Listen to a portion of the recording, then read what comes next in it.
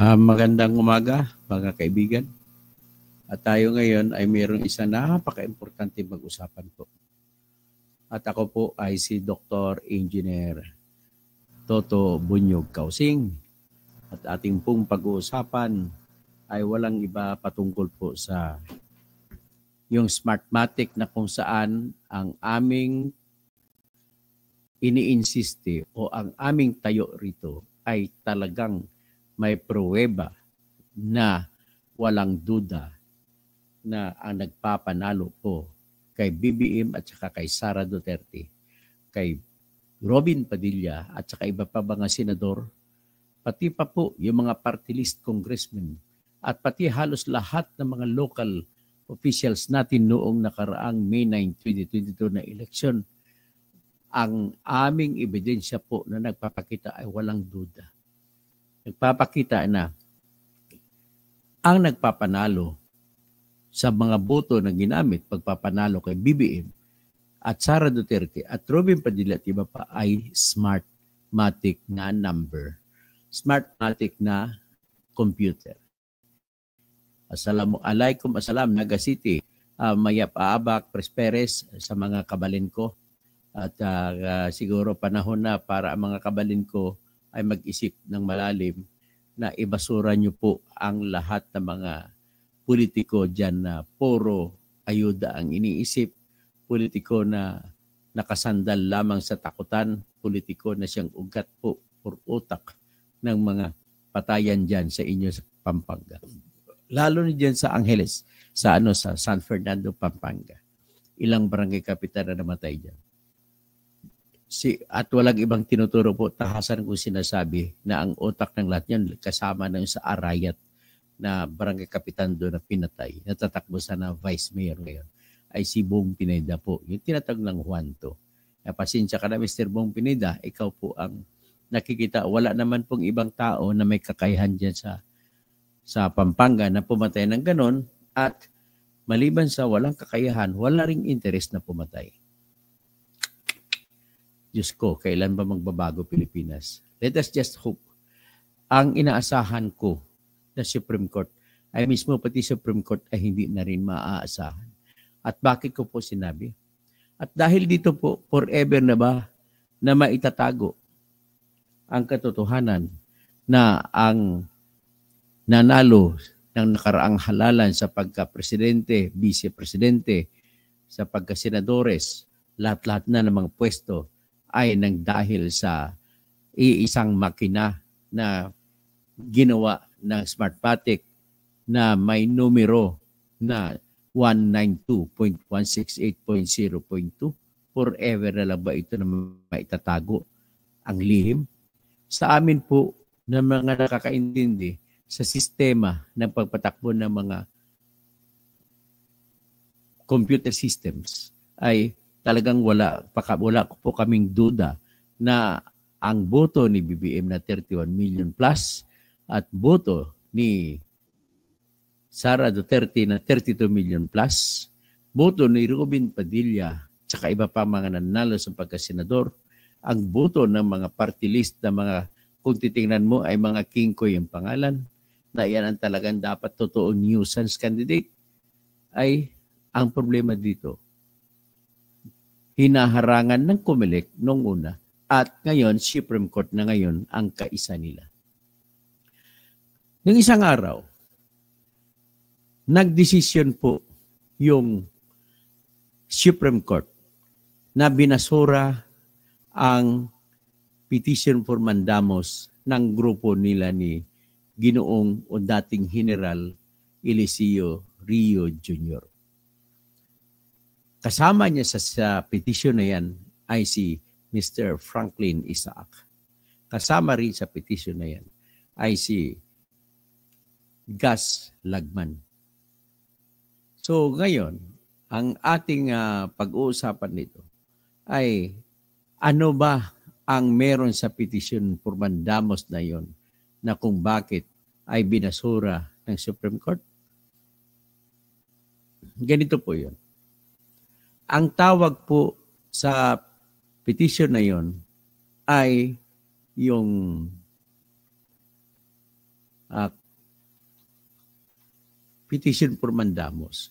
Ano bang ibig sabihin ng petition for mandamus? Ang petition for mandamus po, ang ibig sabihin ay petisyon na hinahiling, na naghihiling na utusan ang isang opisina na gagawin ang kanyang trabaho. So, kung uutusan ang isang opisina na gawin ang kanyang trabaho, ibig sabihin, wala pong choice ang isang opisina na uutusan. So kung walang choice ang isang opisina na uutusan, ang ibig lang sabihin yan ay obligado siya sa ilalim ng batas na gawin ang dapat gawin. Sa usapin dito na ating pag-usapan ay sinabi ko nga may connection sa Smartmatic. Ang hinihingi lamang po dito ng TIN-Trio ay gawin ng COMELEC ang ipinangako nila sa TIN-Trio na grupo na buksan nila, mamili ang TIN-Trio kung aling presinto ang gusto nila pabuksan at bubuksan. Pag mabuksan, ikumpara, bilangin ng kamay, manual, at kung ano ang resulta ay ihambing, ikumpara sa resulta ng Smartmatic. At doon malaman kung magkakaibang resulta, ibig sabihin, at kung hindi tutugma ang resulta ng Smartmatic sa bibilangin ng mano-mano, ang ibig sabihin, may malawakang pandaraya na nagaganap. So, yan po ang pinag-usapan doon. So, ang problema po rito ay ganito. Nang naisampa na ng grupo ng TIN-Trio, sinabi po ng Supreme Court na ang siyang sumulat na decision ay si Mr. Midas Marquez, ang pinakabata na Supreme Court Justice, na sinabi niya na wala daw obligasyon ang COMELEC sa pagbubukas ng baluta ng mga presinto na pinili ng TIN-Trio at hindi daw yon obligasyon at hindi trabaho ng COMELEC. Okay. So kung ganon, kung totoo nga na hindi trabaho ng COMELEC yun, talagang tama ang Supreme Court. Pero ito po siya ang ating ilalatag ko saan nagsimula ito. Saan ba nanggaling ang hugot nito? Yung kwento nito na saan ba? Ganito yun.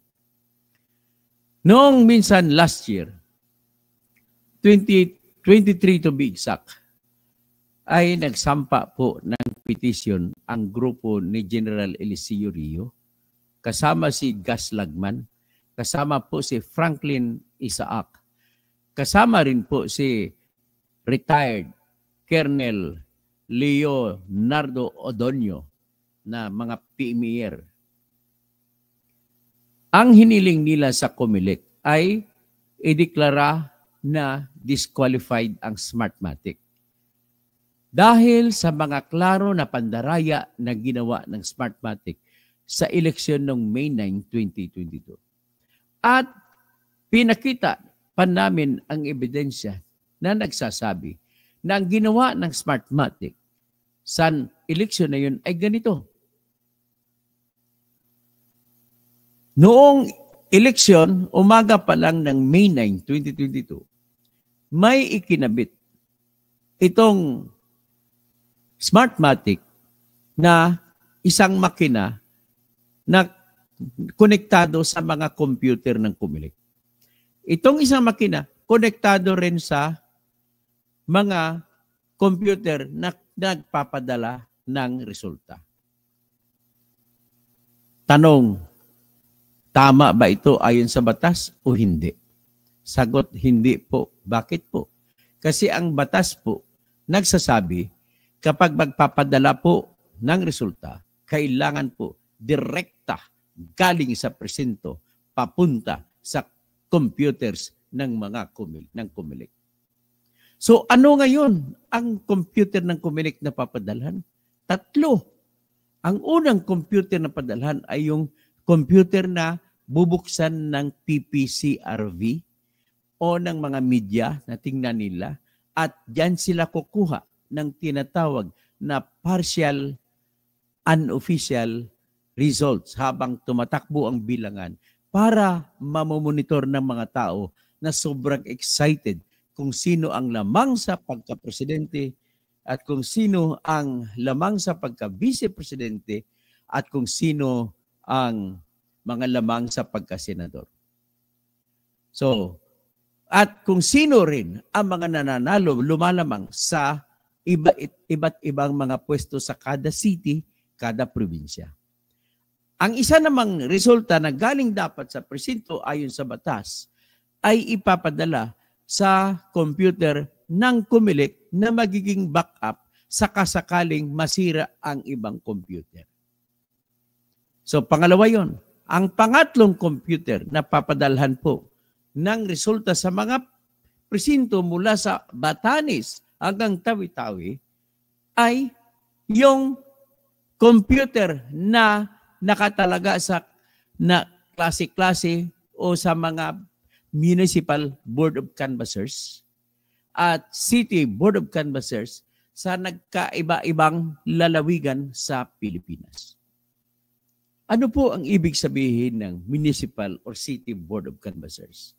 Canvassers ang tawag po sapagkat ang tawag nila sa termino pag binibilang mo na ang mga boto na nanggaling sa mga presinto ay ika-canvass. So ang salita na ginamit canvass, pwede mo ring tawagin pagbibilang. Pero yung pagbibilang na sama-sama na mula sa mga presinto, canvass ang tawag. Kaya canvassing. So ang pangatlong computer ay yung City or Municipal Board of Canvassers. Dapat, ayon sa batas, manggagaling direkta sa presinto. Lahat ng presinto. So ngayon, ano ang nangyari? Ang nangyari po ay ganito. Yung makina na nilagay nila na may numero, yung ibig sabihin na makina, yung computer, maaring laptop ito, na nilagay nila, diyan muna nagpapadala ang mga resulta galing sa mga presinto. Bago ilipat ang resulta, ipasa sa 3 computer ng Comelec. Tama ba yun? Sagot, mali at bawal sa batas. At kung ginawa nila ni George Erwin Garcia yon, sila ay makakasuhan at pakukulong ng habang buhay sa sala na tinatawag electoral sabotage. Pagsasabotahe sa ating eleksyon. Sa ngayon, hindi sila makakasuhan. Dahil dyan sila. Pero oras na sila po ay magre-retiro, sila po ay makakasuhan na. At kung panibagong Comelec na ang upo dyan, sigurado po ako na makukulong sila dyan. Habang buhay po ang pagkakulong niya. So ngayon, bakit lumalabas? Ano ang katibayan namin na sa makina pala napunta? Direct galing sa makina na sa computer na may tatak na 192.168.0.2. Mismo ang aming ebidensya ay mismo yung in-upload, ni-record, nilagay ng Comelec sa kanilang website para maklaro yung ibig kong sabihin. Buksan ko ang website ng Comelec para makita ninyo kung anong ibig kong sabihin. So, ito, makita niyo sa website. Isakay ko ang website ng Comelec.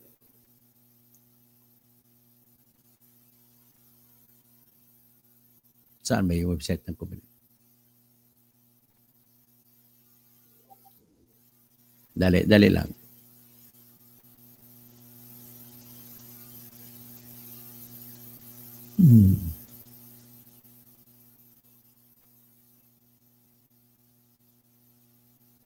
Ito, Nakita ko na.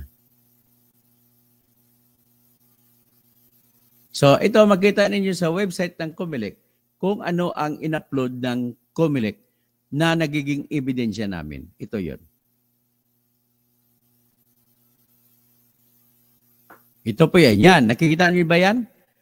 Yan po. Kung mabasa nyo, i-highlight ko. List of BCM received during the first hour of transmission, May 9, 2022, national and local elections. Ito po, pag binuksan natin, bubuksan ko, ikiklik ko. Na, pagbukas, ipakita ko sa inyo ngayon ang laman niyan. Yan ang number 1 evidence namin po.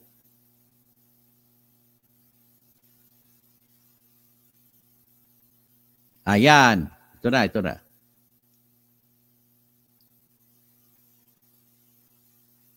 So, ito, ipapalakihin ko ha, para makita ninyo. Ito, ang title niya, List of BCM received during the first hour of transmission, May 9, 2022. Tapos makita mo dito, ito po ang listahan ng mga numero ng mga presinto kuno na pumasok. Hanggat sa dulo yan. Ang haba ng dulo. Tapos ang dulo dito, ilan, makita mo dito, ilan ang presinto na nagpadala? 39,000, palakihin ko, 39,512. Yan ang total na presinto na nagpadala ng resulta sa noong unang oras mula alas 7:08 ng gabi hanggang alas 8:02 ng hapon. So, yan po, makita ninyo. So, ngayon, kung makita nyo yan, magkailang milyon ang pinadala. So, ito ang ilang milyon pinadala. Ang ilang milyon ang boto, yan, 20,676,855. Yan po ang total kabuuang boto na nabilang sa unang oras kuno. Ngayon, para malaman ninyo na kung anong oras ba yan, ito, ipakita ko sa inyo.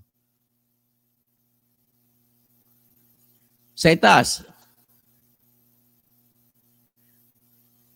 ito. Yan. Anong oras ang unang resulta na dumating sa tinatawag na doon sa dapat sa COMELEC na 3 computer na COMELEC dumating? Number 1, first precinct na may precinct number 310-80039 na may aktual na dami ng tao na bumoto na 304 ay natanggap ng COMELEC dapat sa 19 hours, 8 minutes, and 50 seconds. Nang ibig sabihin sa ordinary time term ay alas 7:08 50 segundo ng gabi. Yan po. So, nakita ba ninyo? Ibig sabihin, hindi po alas 7 dumating ang unang resulta. Yan po, nakita niyo sa highlight, yan ang pinakaunang resulta. Ang actual po na bumoto ay 304 voters. Yan, nakalagway. Tapos, ang precinct number, ulitin ko lang, 310-80039. Next, tingnan natin. Tingnan ninyo ang naka-highlight. 51 seconds, 19 hours, 8 minutes, and 51 seconds. Ang ibig sabihin, alas 7:51 segundos ng gabi. Tingnan nyo kung ilan yan. Ilan ang parihong segundo ang dating? 1, 2, 3, 4, 5, 6, 7 na resulta. Naisipin mo galing sa iba-ibang probinsya, sabay-sabay dumating. Mabuti sana kung ang precinct number ay pagkapareho, magkasunod-sunod ang numero. Iba-iba, oh. Iba-iba. Ibig sabihin, may number 1, maaaring nanggaling ito sa Batanes. Number 3, maaaring nanggaling sa Metro Manila. Ang number 5 na nagsimula na ito, maaaring nanggaling sa Mindanao. Pero bakit? Pareha silang oras na dumating.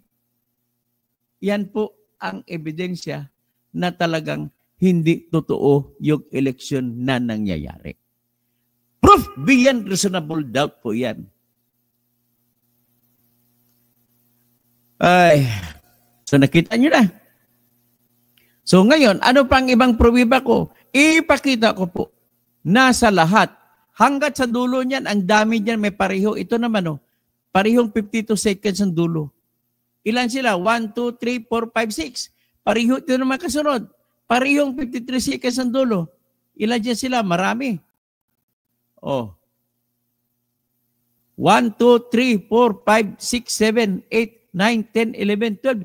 Ibig sabihin, 12% na tingnan mong numero ang layo-layo. Ang isa sa dulo natin, 554. Ibig sabihin sa Mindanao galing yan. Ang 131, ibig sabihin Luzon galing to. Ang 304, baga nasa Visayas ito. O, ang number 8, siguro sa Luzon, sa Tawi-Tawi nang galing yan. Yan po ang trending. Hanggat sa dulo, dami-dami magkapareho. Tingnan nyo yan. 5-5. Ito naman, 5-6. O ito naman, 5-7. Hanggat sa dulo po yan. O ito sa dulo niya. O itong dulo. Ang oras na dating, alas 8:02 pareha. Ilan ang dumating alas 8:02? Ilang presinto dumating alas 8:02? 1, 2, 1, 2, 3, 4, 5, 6, 7, 8, 9, 10, 11, 12. Meron pa dito sa ibaba. 13, 14, 15, 16, 17, 18. So 18, 18 na presinto na iba-iba ang numero ng precinct number. Ha? Tingnan mo, 55. Ibig sabihin, pag 55, sabi ko nga, mga Mindanao ito. Yung 4, baka Visayas ito. Yung number 3, nasa bandang gitnang Luzon siguro yan. Ang number 2, nasa Ilocos ito banda. O, paano nangyari na magkasabay-sabay ang dating na iba-ibang presinto na pinanggalingan? Sige nga, aber nga, paliwanag ninyo. Yan po ang unang ebidensya na hindi nyo po maitatanggi. Proof beyond reasonable doubt po yan. Records po ito ng COMELEC. So, ito po ang isa sa mga ebidensya ang pinresenta ng T-Intrayo sa COMELEC para ipakita na hinihingi nila na i-disqualify ang Smartmatic. Okay? So, ano na ngayon na nangyari? Marami pa po silang ibang ebidensya ipakita. Ito, pasakay naman natin. Ibalik ko po yung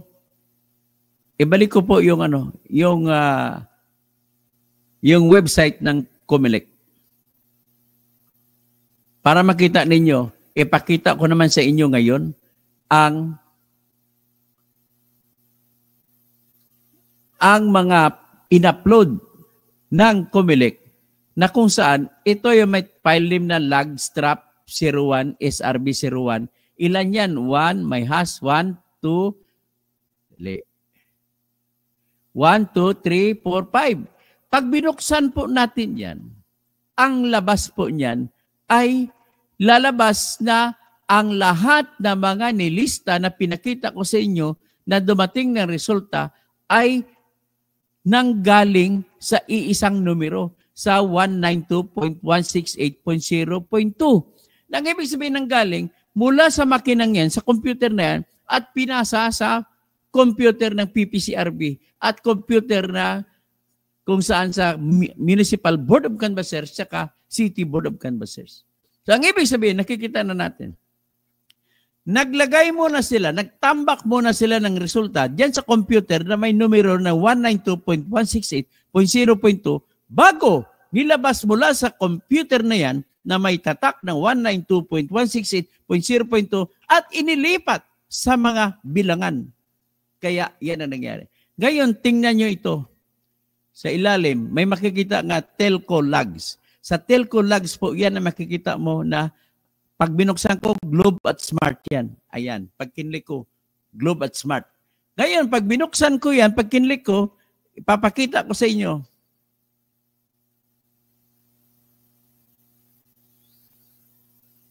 Ay, buhay talaga, oh. So, Globe.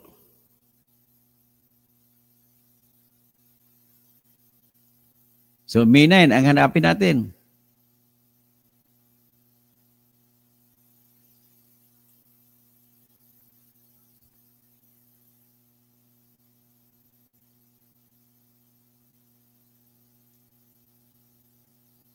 Ang problema ko lang dito, hindi ko may translate, naka-Excel siya. Siguro, ang mas maganda dito ay kukunan ko ng litrato at ipapakita ko sa inyo at malalaman ninyo kung anong oras dumating.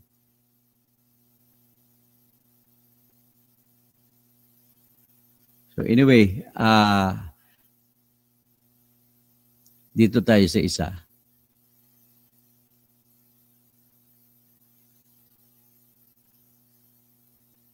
O ito, makikita ninyo ha. Picturean ko ang kung anong oras, sample ko lang sa inyo. Ito, resulta po ito sa smart na pinadala dapat ng smart papunta sa ating mga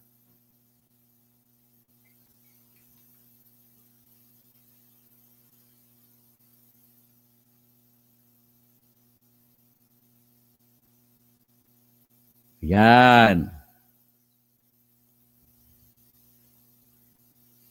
Siguro ipakita ko na lang dito sa inyo sa aking kamera na gamit ng aking cellphone. Okay, baba ko muna to, remove. Ito po, ladies and gentlemen. O, ipakita ko, ito, record po ito ng,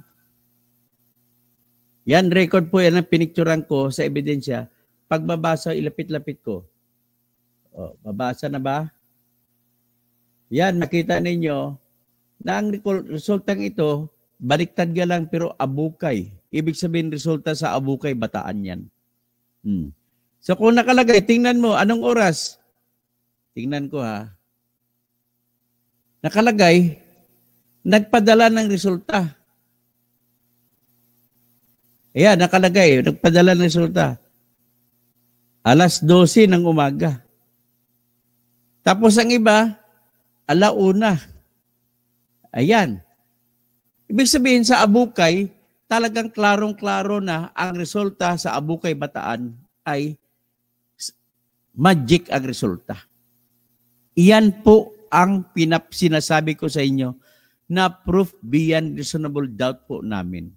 Kung bakit nasasabi namin, talaga ang nangyari po, ang bumilang sa boto ninyo ay Smartmatic. Okay? Siguro without doubt na yan talaga. Ngayon, at kung gano'n ang resulta na pinresenta nila ni Eliseo Rio, alam mong ginawa ng COMELEC sa petition? Oo, dinisqualify nila yung Smartmatic na hindi na makasali sa bidding. Pero, anong ginawang dahilan? Ang ginawa pong dahilan ng COMELEC ay hindi yun, yung mga ebidensya ng pakarami, kundi ang ebidensya na nilabas galing sa Federal Bureau of Investigation ng Amerika na kung saan ang Smartmatic ay sinampahan ng kaso sa Amerika sa pagbibigay ng suhol na 1 billion pesos sa chairman ng COMELEC noon na si Andres Bautista. Kaya, pero sa decision na yan ng COMELEC na nagsasabi na binasura ang Smartmatic, kasabay sa decision, nag-utos din ang COMELEC na kung kinakailangan para matapos na ang isyu kung may daya ba talaga o wala, inuutusan nila ang TIN Trio na mamili ng mga presinto na bubuksan at bibilangin na wala ng gastos sa kanila. At titingnan ko anong resulta sa bilang ng manual na kamay. Pag makuha ng resulta sa bilang ng kamay, ay ihambing ngayon sa resulta na ginawa ng Smartmatic. At kung lalabas na iba, ibig sabihin, dinaya ang nakaraang eleksyon noong May 9, 2022. Aba, pumalakpak kami noon. Akala namin maganda na. So ngayon, ang ginawa naman namin sa grupo ng TIN Trio, namili kami kung saang presinto ang pababuksan namin. Namili kami. Ang iniisip namin, pag pumili kami ng presinto na kalat-kalat, pwede nilang maniobrahin. Ang mga baluta po kasi ngayon, nandyan po ngayon sa Laguna, sa warehouse sa Laguna nakatago. So ngayon, para hindi sila makapandaya, nagdesisyon ang grupo namin na ang lahat na lang na baluta na papabuksan ay yung baluta sa Santo Tomas, Batangas. Kasi sa record namin, ang mga presinto sa Batangas na nakatala na dapat sa Batangas nang galing, na ibinigay sa mga computer ng Comelec ay nanggaling din sa isang computer na may tatak na 192.168.0.2. Aba, hanggang ngayon, hanggang noon, isang taon na, hindi pa rin nila binuksan, hindi nila sinunod, hindi pinatupad ng Comelec ang kanilang pangako. Kumbaga, napapako ang kanilang pangako. So ngayon, nag-usap kami, Pastor Rodi Rabi, magandang umaga po. Kay Renato Bautista, magandang umaga rin.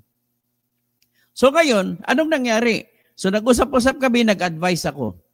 Sabi ko kay General Eliseo Rio, please, pakisabi kay Attorney Jose na siyang nagpapatakbo ng kaso na magsampa kayo ng mandamos, petition for mandamos sa Supreme Court na utusan ang Comelec na to pa rin nila ang kanilang pangako na magbukas ng mga baluta ng Santo Tomas, Batangas at bilangin manually. Ang kaisipan kong yun po ay obligasyon na ng Comelec sa ilalim ng batas kasi kasama po sa desisyon na binigay na pagpatanggal ng Smartmatic, ang utos na yan, ang sinasabi ng Comelec na mamili ang TIN-Trio kung aling presinto ang buksan. So, ibig sabihin, obligasyon na. Akalain mo ba naman? Ano ba naman ito si Justice, with your respect, Justice Maidas Marquez, I don't agree with your decision. Ang decision ninyo kung sino man nakasama mo sa Supreme Court na nagdesisyon na binasura, tinanggihan ninyo ang petisyon ng TIN-Trio. Yan po ay nagtrador ka po sa ating bayan. Kaya pwede ka rin ipa-impeach sa pagtatraidor sa tiwala ng bayan. Betrayal of public trust.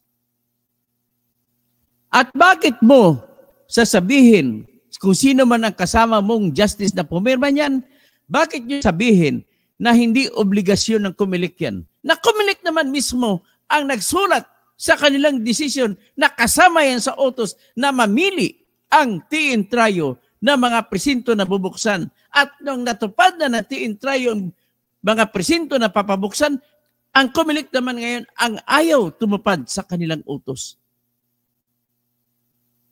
Mga abogado rito na nakikinig sa akin, mandamos yun, without doubt. Mandamos, obligado ang Comelec na sumunod.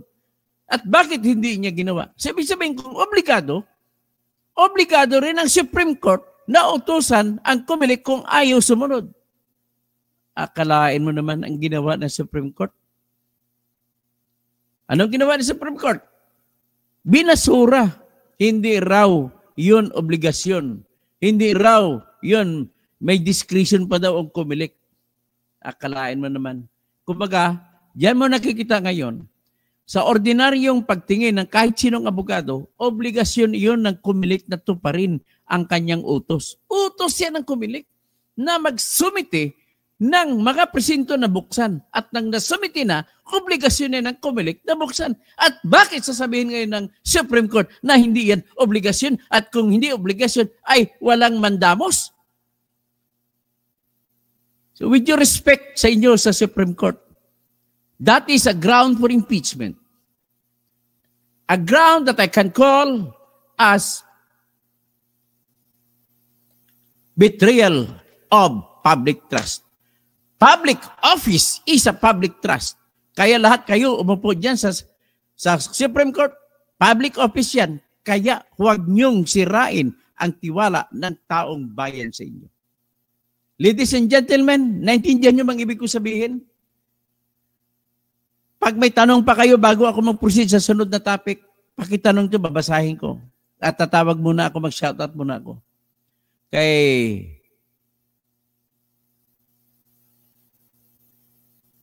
Tatawag tayo, shoutout kay Pres Perez, Maya Paabak, Kay Naga City, Assalamualaikum. Kay Danilo Thailand, good morning, Dr. Engineer Toto Bunyog Kausing. Si Chancom Electronics, Dinaya nga, kasi madamay si Robin, kaya halata. Oh. Si Itod, Gotin Morgan din. Presperes, Emily Tunggol. Oh, shout out kay Emily Tunggol. Ramonita Navarro. Dapat bago kumandidato, ayusin mo muna ang Smartmatic. Ba't ka tatakbo? Ang alam mong may daya. Pasensya ka na, Ramonita Navarro, kung ano man ibig mo sabihin. Wala po tayong magagawa. Wala sa kamay natin ang pagsasaayos. Tanging pagpapail lamang ng petition na gagawa natin. Ito nga, nasampa na nga namin. Ginawa na namin ng paraan. Binasura pa rin ng Supreme Court. Yan po ang katotohanan sa Pilipinas. So, Presperes, Akina Maria Shida, tapos si Omam Reax, 203 billion pesos na dayaan. Marian, Yolanda Hernais, magandang umaga po. Dr. Toto, patulog. Nasa top sana ako. Nag-notify ang FB. Cynthia Per, sayang ang SC, Supreme Cast, hindi na Supreme Court tawag. Hindi rin maasahan. Tess Malbataan, good morning, Dr. Toto Kausing, kaya natin to. Jay Watanabe, good morning, Attorney Engineer, Dr. Toto Kausing. Bihira na makapanood sa LS mo but still watching. Salamat. Estrelito Jose Salvar, Doc, yan bang computer na gagamitin ngayon sa election 25? Ano po ba ang palagay nyo? Ibang computer po ito sa ngayon. Ito po yung gawa ng South Korea na kumpanya na Miro. Pero tingnan natin, babantayan. At least, natuto na po kami. Alam ko na gagawa ako, magpaplano ako kung paano yung tinatawag na mga plan of action na para in the hope to arrest that kind of problem. So, Jiggy Riarte, Comelec mismo ang may kagagawan sa dayaan ng halalan sa 2022 dahil kay Duterte takot na kulong sa ICC at babawiin ang kanyang nakaw na yaman. Kaya nga ako tanungin nyo, si Duterte ang gumawa ng diskarte, kaya ang tapang ni Duterte manigaw kay Bongbong Marcos, tumawag ng bangag. Kasi alam ni Bongbong Marcos na nagpapanalo sa kanya sa Smartmatic si Duterte. Di ba? Kamsat Cruz. Antonio Boisosisa mabuhay. Jiggy Riarte, sadyang sino ang tunay na transmission lag of data para di mabisto ang kagawan sa Epto Logistics ni Dennis Oy. Renato Bautista, naintindihan ko ang nangyaring dayaan sa Smartmatic. Mahirap lamang silang papanagutin dahil kutsabahan ang lahat ng namamahala.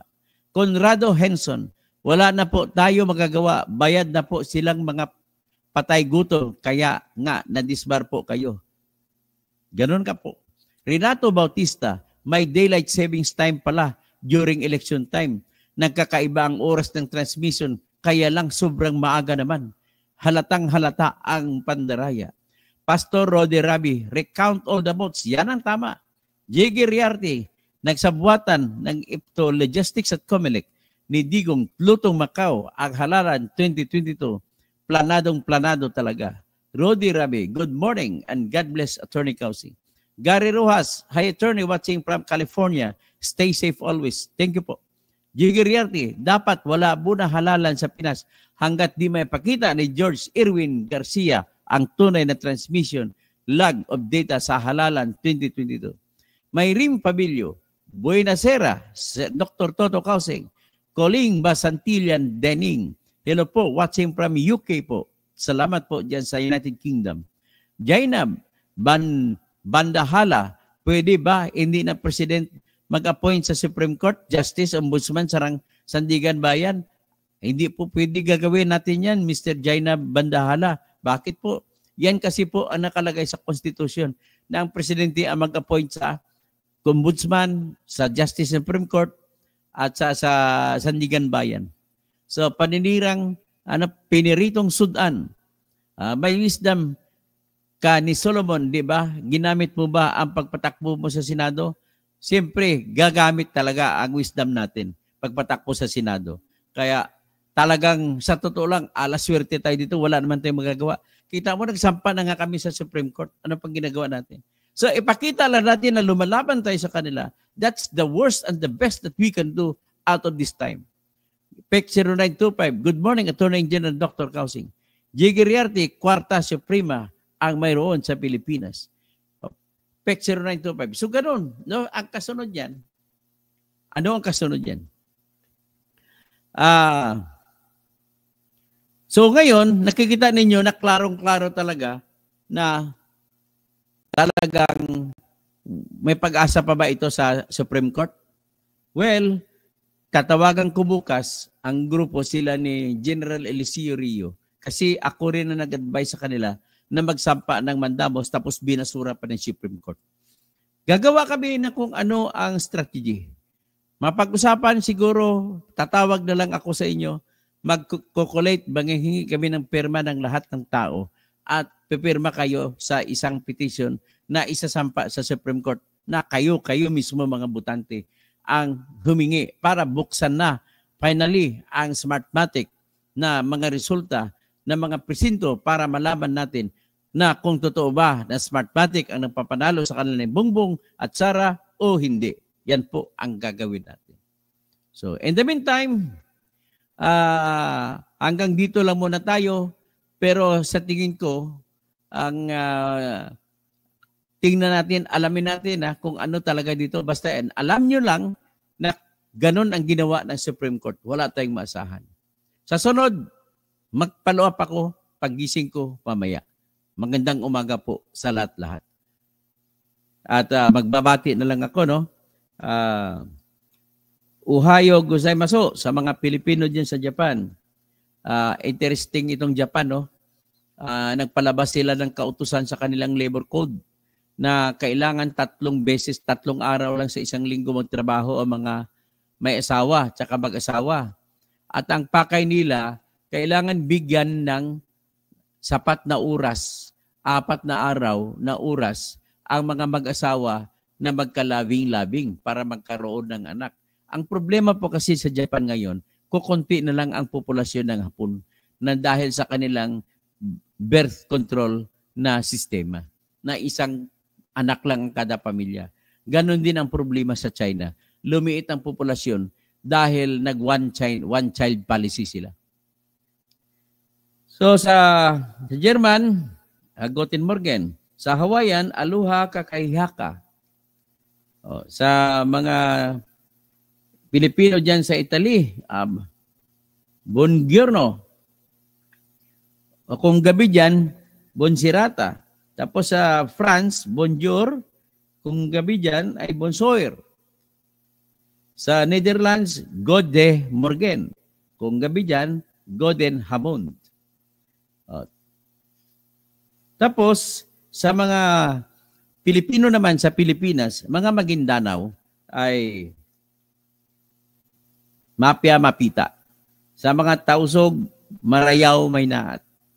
Sa mga Maranao, Mapia Mapita Mambo. Sa mga Itawis, Napia nga Mataruk. Sa mga Kankanay, Gawis ay Wagkat. Sa Ibaloy, Mapting Dia Agsapa. Sa ating mga kapatid na Ibanag, Mapia nga Uba Nikaw. Sa mga Kapampangan, Mayap Aabak. Sa mga Pangasinense, Maabig Ya Kabuwasan. Mga Ilocano, kagaya ni Kapsat Rus at saka Manong Riban Channel, na imbag nga bigat kada kayo amin. Okay, so ganon ang ating napag-usapan sa ngayon. Maraming salamat po at magandang umaga. PEC 0925, Onofre Cabrera, Piniritong Sudan, magandang umaga po sa inyo lahat. Walang one child policy sa Japan, pero bakit lumiit po ang populasyon sa Japan? Kaya yan po ang bagong labor policy nila na kailangan ay magkaroon ng sapat na panahon ang mag-asawa na para magkaroon ng labing-labing. Wala na atang sex ang mag-asawa eh. So sa Japan, China, Korea, and Taiwan has the highest suicide note. Ganon sa suicide. Suicide sila na bumagsak. Same here in Taipei, one of the lowest birth rates in the world. Pero alam mo, talking about yung mga lowest birth rates, kasi nagbago na po panahon, marami na po mga babae na may asawa, ayaw na magkaanak. Mga professional na kasi. Kaya Ang sa Amerika, may nauso yung my body na binawalan ng divorce kasi bumababa ang populasyon ng American population. Okay, so magandang umaga po sa lahat.